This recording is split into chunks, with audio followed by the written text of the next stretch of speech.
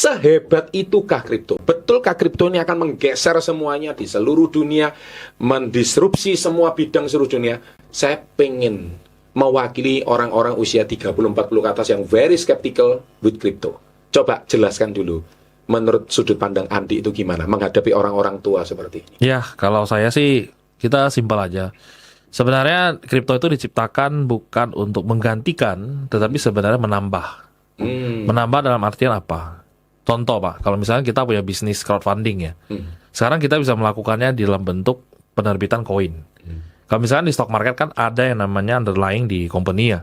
Sehingga kalau misalkan kita bermain di kripto, masuk ke dunia cryptocurrency digital ya, ada finance juga, jadi semua menjadi satu kesatuan.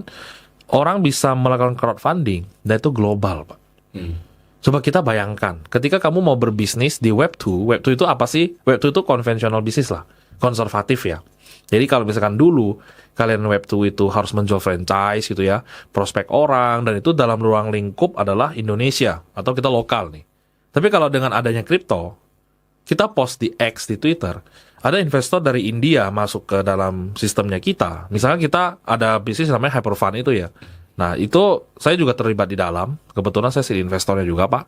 Nah jadi ada teman-teman dari Dubai, dari India, jadi global liquidity jadinya. Kemarin kita baru buka Pak di Pakuwon, itu ada Dore by Letao, itu 2 outlet. Nah di Bali 1 di Living World-nya. Nah itu karena apa? Crowdfunding dari global. Dan itu diperbolehkan oleh regulator di Indonesia udah pasti, perizinan ISO segala macam udah lengkap.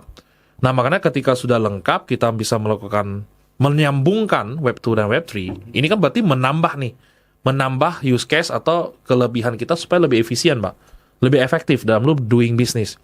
Ini real business ya Pak ya, jadi bukan pump and dump nih.